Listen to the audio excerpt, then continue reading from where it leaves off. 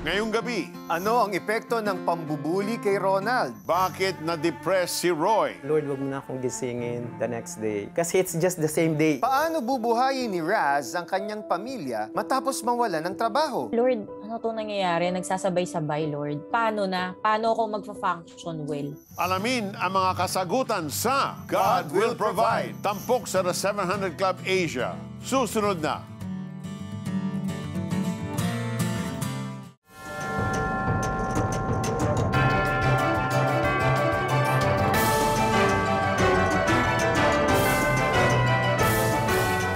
Welcome to the 700 Club Asia.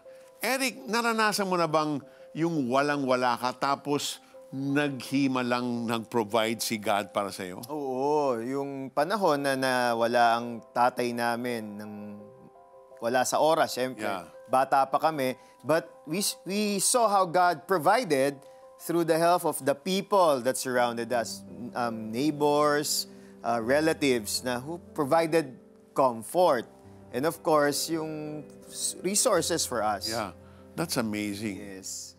Ikaw naman, Peter, how about you? Anong provision ni Lord? No, just recently when Christine had her emergency surgery for a ruptured appendix, the way God provided and the way He touched all the doctors na ang professional fee nila ay shockingly, graciously low. Wow. And if that's not God, I don't know, no? Talagang, yun, hindi ko na in-expect yung mga ganun yung charge nila. So we were so blessed. We were weeping.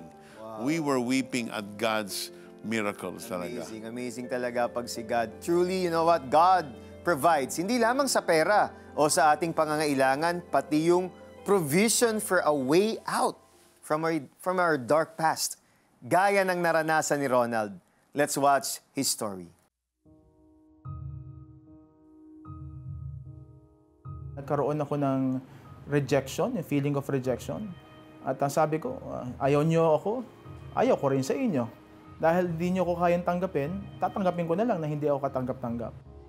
Sa kagustuhang matanggap ng iba, sinisikap ni Ronald na makihalubilo sa ibang bata kasama ang kanyang nakatatandang kapatid.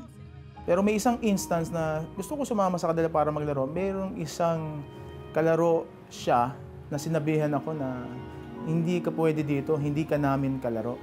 I'm not worthy na maging kasama nila.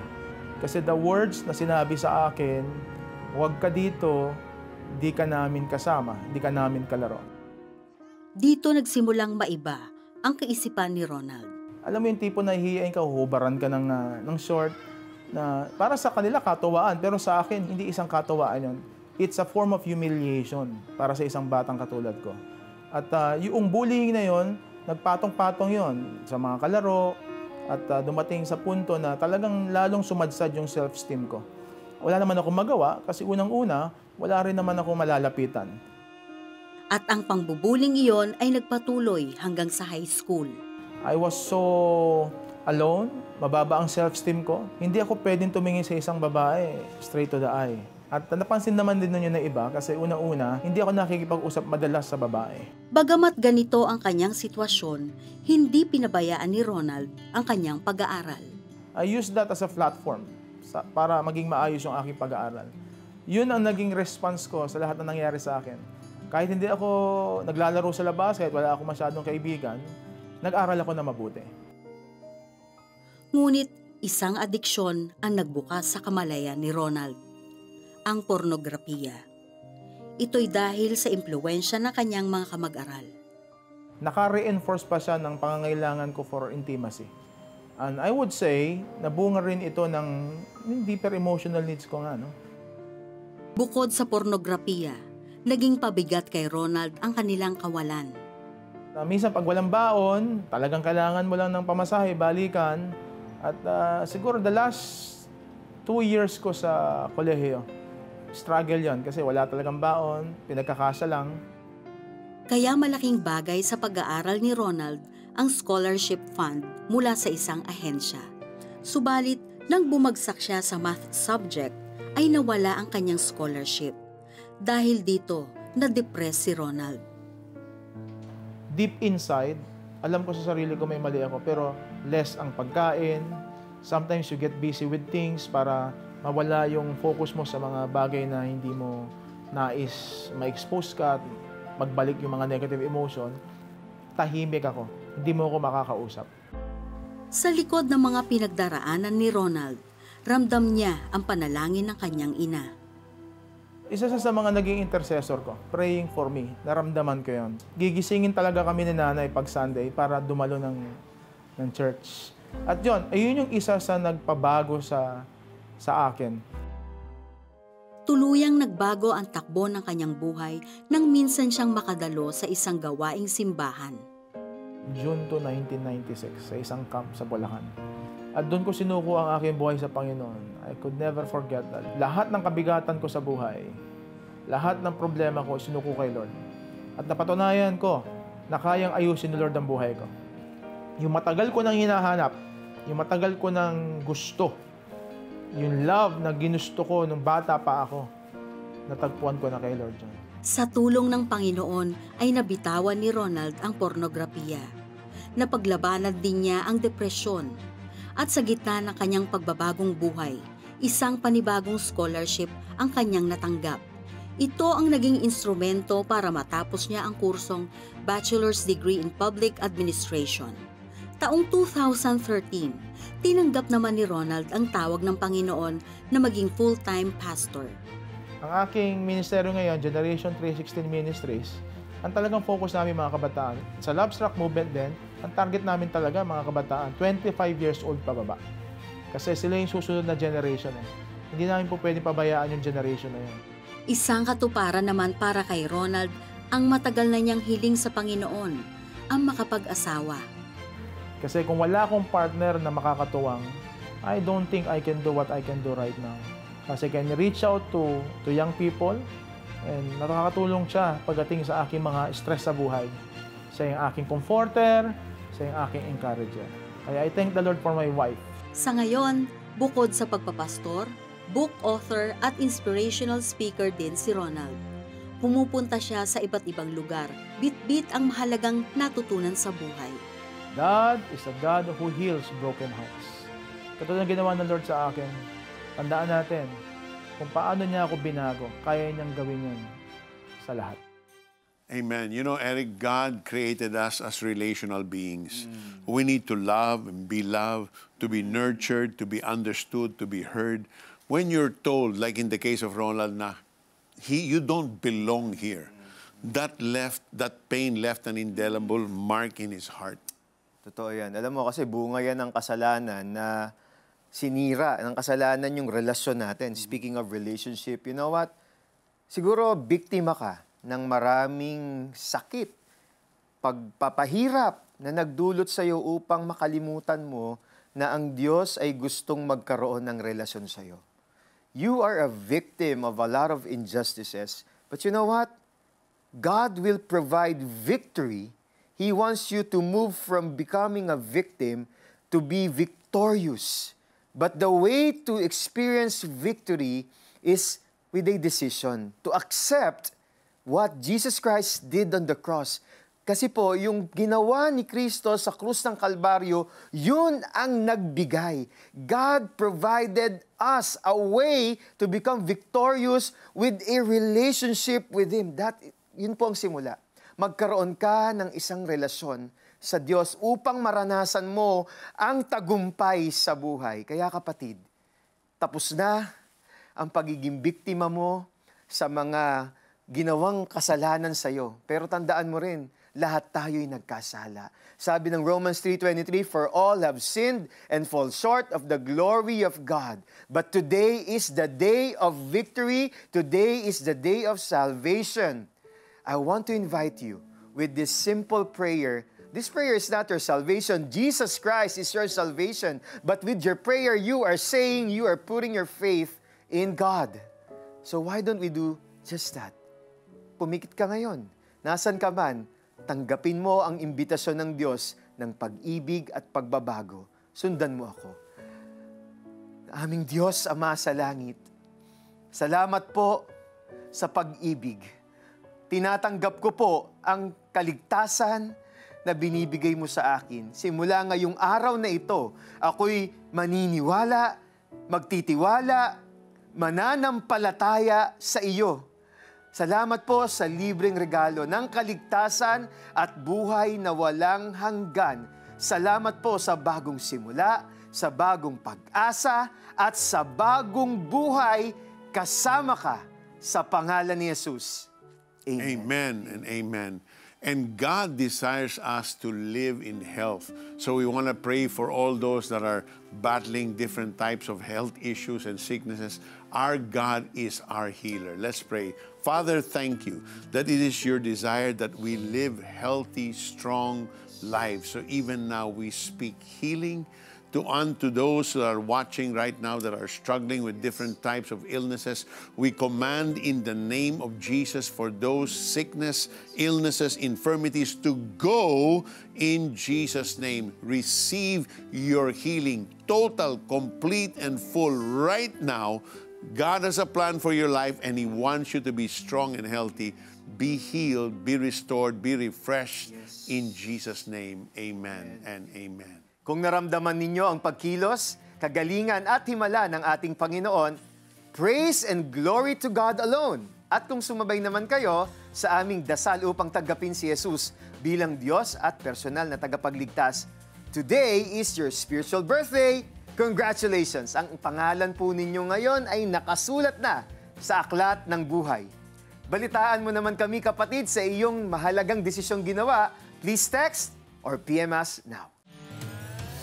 Kung sumabay ka sa panalangin para tanggapin si Jesus bilang Panginoon at tagapagligtas, at kung nais mo na maipanalangin ka namin, please text YES, space your name, space location, at ipadala yan sa 0998-590-0620 o mag-chat sa The 700 Club Asia Facebook Messenger.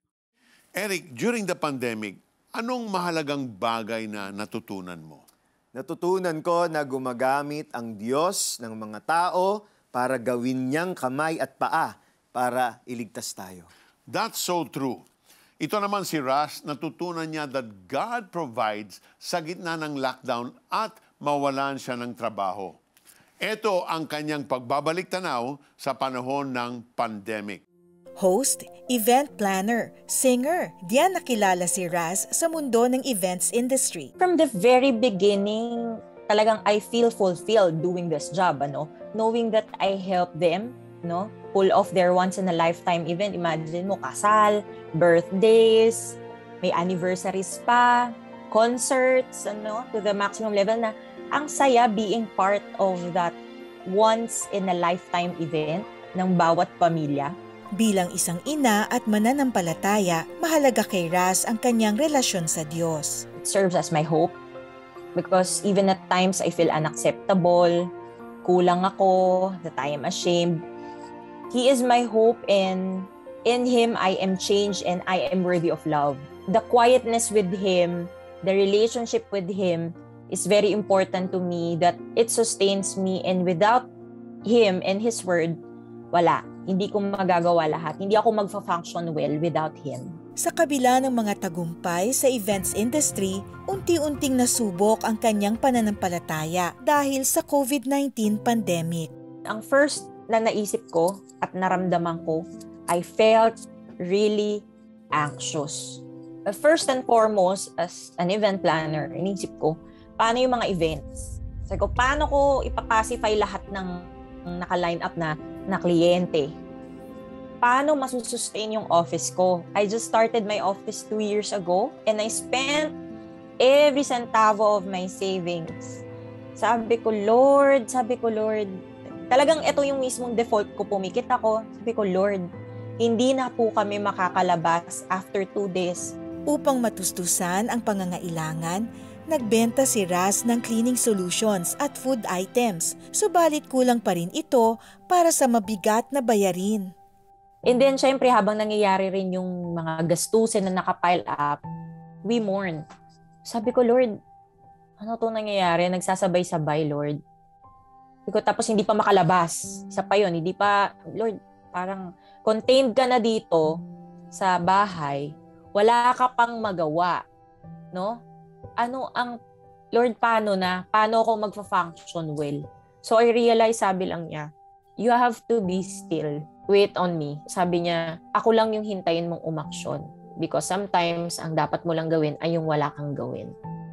Yung tahimik ka lang. Yung hihintayin mo lang ako sa kung ano sasabihin ko. There was one time, meron po akong hindi mababayaran na. Yun na yung tingin ko, hindi ko na talaga mababayaran. Malapit na yung due date.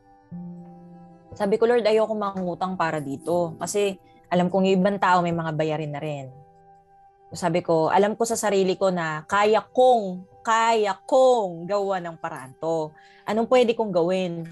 Lumipas ang ilang araw, isang kliyente ang tumawag kay Raz upang kumanta at mag-host sa isang online eulogy. Day of the event na mismo, nag-host ako. Everything was very, very smooth. Gumawa pa po ako ng script doon para sa event na yon. Sabi ko, Lord, paano ko kaya tatapusin yung script ko? And so I shared the gospel and seeing the numbers sa Zoom, I think nasa 33 to 60 people yung online. And sabi ko, Lord, no matter what religion we are in, what state they are in, I know that you will be talking into their hearts, speaking into their hearts, kung ano ang gusto mong iparating sa pamilya na yon. Matapos ang ganitong tagpo, isang malaking sorpresa ang natanggap ni Raz. Triple yung amount ng binigay niyang love gift na sinend niya via transfer, online transfer. Kaya pagkita ko, nung na-receive ko yung text, sabi ko, Lord, seryoso ba? Sabi ko, times 3. Nung una pa, sabi ko, Lord, first time ko palang mag-host ng patay. Sabi ko, anong gagawin ko? Baka hindi ako maging effective. Sa lahat ng pinagdaanan ni Raz, kagalakan ang kanyang naranasan at walang masambit kundi malaking pasasalamat sa lahat ng mga biyaya mula sa Diyos. Yun yung realization ko. Our God is a direct God. He's a detailed God. Kung ano yung kailangan mo, you tell me. And even if you cannot speak about it, alam ko rin naman yun. I just want to hear it from you. I just want, anak, for you to be dependent sa akin, even if we end our lives already. And lastly, be still and wait for the Lord, not for our circumstances to change. Isang patunay ang kwento ni Raz na alam ng Panginoon ang ating pangangailangan. Sabi nga sa Matthew chapter 6 verses 31 to 32, don't worry and say, what will we eat? Or what will we drink? Or what will we wear? That's what those people who don't know God are always thinking about. Don't worry because your Father in heaven knows that you need all these things. Samantala, nagwo-worry ka ba dahil sa utang? Panoorin ang mga tips ni Abraham. Plus, alamin kung bakit na-depress at paano ito nilabanan ni Roy. Lahat ng yan sa aming pagbabalik.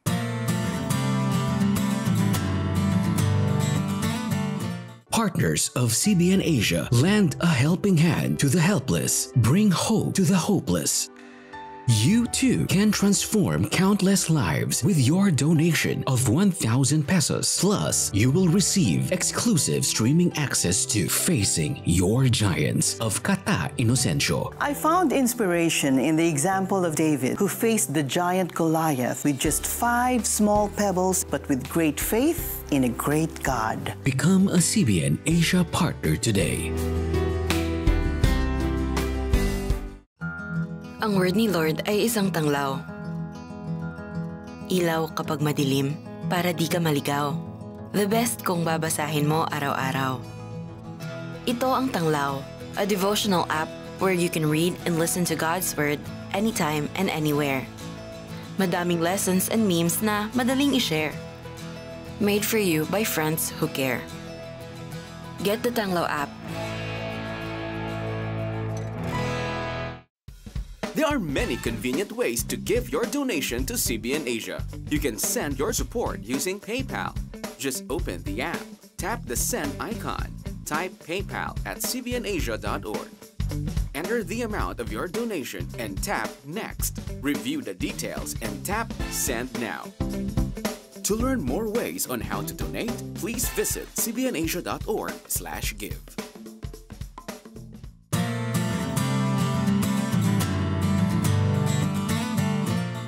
Death is a symbol of bondage. It's the work of the enemy. he lies to people. Bili ka ng mga damit mo, treat mo sarili mo. Ang tawag doon, overspending. Hindi marunong mag-allocate ang tao. Over expenses. Walang control. Basta magkasweldo ang tao, pare, kaya tayo. In the Bible, debt is never God's plan and purpose for the people of Israel and for God's people. Pag ikaw nakalubog sa utang, mawawala talaga yung joy mo. Wala ka nang ginawa kundi mag-worry kung paano mo babayaran. You decide to get out of it. Hanggat hindi mo dinidesisyonan, ayoko to. Kasi desisyon yun eh. Parang sa buhay, gusto ko magkabahay. So magtitipid ka. You have to make a decision. Hindi plano na Diyos sa akin, may utang ako eh. Because Jesus said in His Word, I have come to give you life. Life abundantly.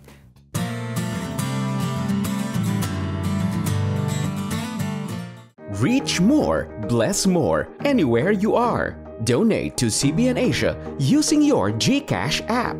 There are 2 ways to send your donation after you log in. Simply tap Send. Then tap Send via QR. Scan the QR code. Enter the amount of your donation. Click Next. Then tap Pay. Or you can tap the bills icon. Then tap Others. Scroll down and tap CBN Asia. Enter the amount of your donation. Enter your 11-digit mobile number. Type your name in the account name. Then type your email address. Tap Next. Review the details, then tap Confirm. G. Give and be a blessing. To learn more ways on how to donate, please visit www.cbnasia.org/give. A prayer, a phone call, a bag of relief supplies can spark change in the lives of many. Take part in this transformation. For your donation of 500 pesos to CBN Asia, you'll receive exclusive audio streaming access to Pat Robertson's Putting On the Armor of God. For our struggle is not against flesh and blood, but against the rulers, against the authorities, against the powers of this dark world. Become a CBN Asia partner today.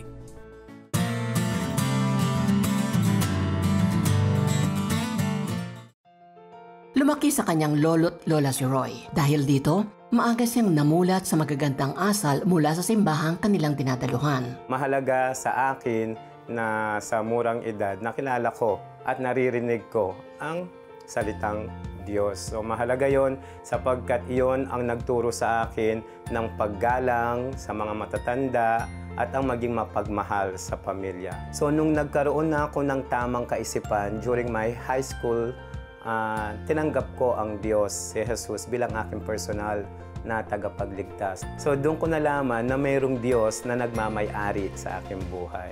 So mahalaga na sa akin noong mga panahong iyon na mayroong purpose and meaning ang aking buhay. Mayroong direksyon na patutunguhan ang aking buhay. Masipag na tinaguyod ni Roy ang kanyang pag-aaral hanggang sa siya ay makapagtapos ng education sa kolehiyo at ganap na maging guro. Na-enjoy ko po yung pagsasalita, yung pagpapaliwanag at tumayo sa harapan.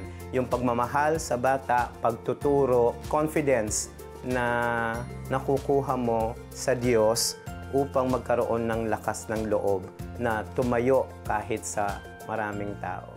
Upang mas matulungan pa ang pamilya, nagtungo si Roy sa Middle East bilang trainer sa isang kumpanya, subalit hindi naging madali iyon para sa kanya. Alam mo yun yung nag-iisip ka, ikaw lang mag-isa, and then you're just walking on the street on your own, then iiyak ka na lang and then you pray.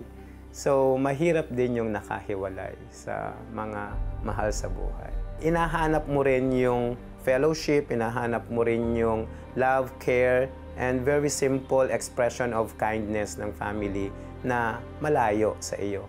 Ganun pa man, tiniis ni Roy ang lahat hanggang sa matapos ang kanyang kontrata at makabalik ng Pilipinas. Nawalan ako ng direction and purpose in life kasi nawalan yung silbi ko sa buhay, sa family at sa sarili ko at dun sa mga taong natutulungan ko. At ngayon, nising ko wala akong maibigay. I felt like ako lang mag-isa doon sa challenge na yun ng aking buhay. So, naging mababa yung tingin ko sa sarili ko, nabawasan yung pananalangin, nabawasan yung pakikipagkita and fellowship with friends, hanggang dun sa nakita ko na yung sarili ko na lagi ako nasa kwarto. Sabi ko, Lord, wag mo na akong gisingin the next day. Kasi it's just the same day. Isipin ko na naman bukas, nasa park na naman ako.